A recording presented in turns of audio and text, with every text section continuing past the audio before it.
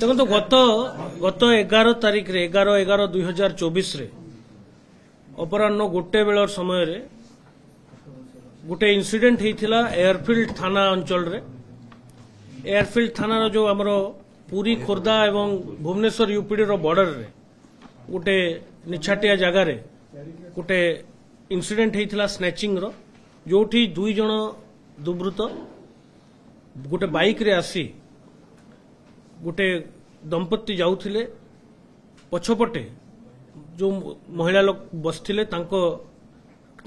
Snatching करने प्रथम प्रयास करथिले। एही समय रे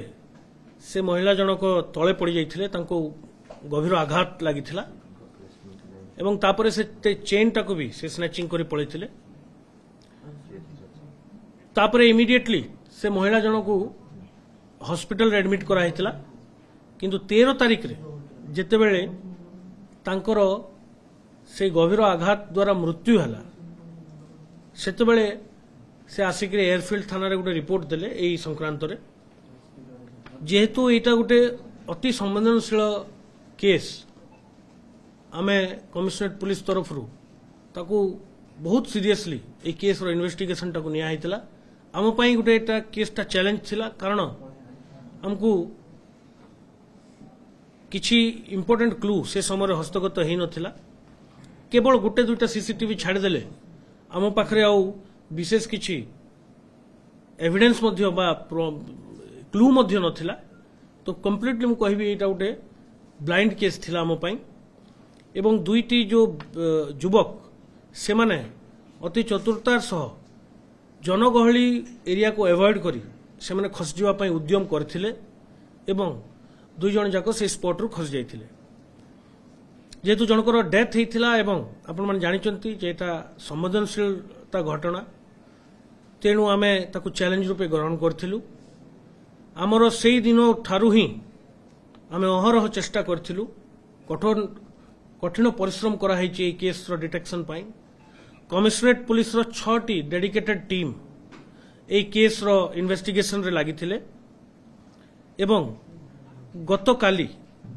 आमे ए केस को डिटेक्शन करिवारे गतकाली राति रे आज सकाळ भोर रु ए केस को डिटेक्शन करिवारे आमे सफल हेचु।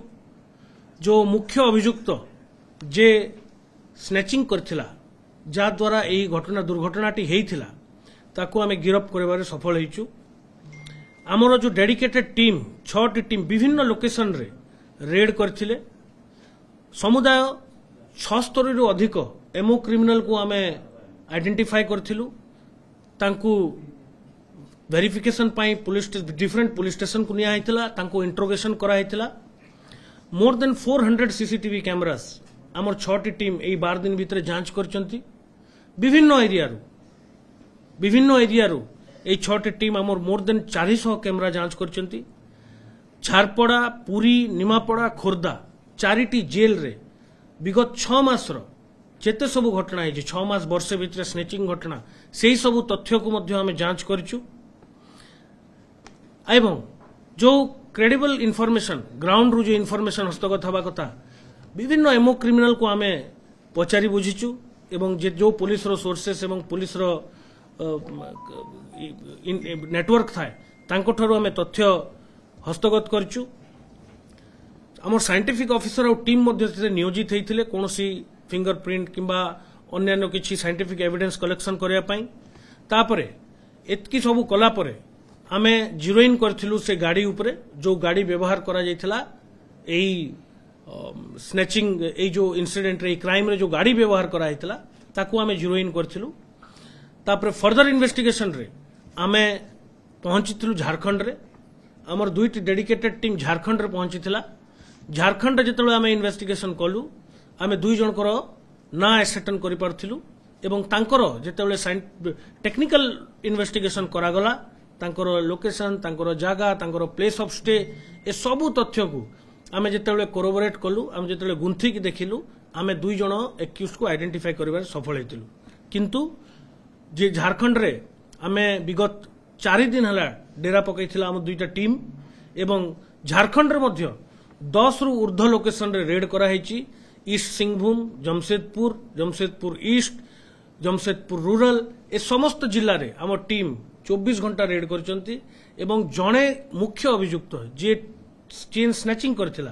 ताकू आमे धरिबारे सफल हेचु एवं ताकू आज गिरफ कराई ता पाखरु से गोटे रेंटेड हाउस रे रहउथला भुवनेश्वर रो से रेंटेड हाउस रो चाबी तार अन्यान्य कागज पत्र से वेयरिंग एपारेल जो पोशाक से पिंधिथिला एक क्राइम बेले सेटा एवं गोटे सुना चेन मध्य जबत हेची जो गाड़ी चालक से गाड़ी चालक मध्य आइडेंटिफाइड अछि किंतु से झारखंड रे एब्सकॉन्ड कर जाइछि एवं गाड़ी मध्य आमे आइडेंटिफाई करछु आमे झारखंड पुलिस सहित जोगाजोग रे अछु ताकू मध्य अति शीघ्र गिरफ करा जिवो 400 किलोमीटर थार माने कोन बाइक रे पळे आस्थिले टिकबळ हां जमशेदपुर से माने बाइक रे आस्थिले एवं बाइक रे ही क्राइम करला पर जाइछन एमओ कोन करथिला सर एंकर जमशेदपुर से माने बाइक रे आस्थिले एठी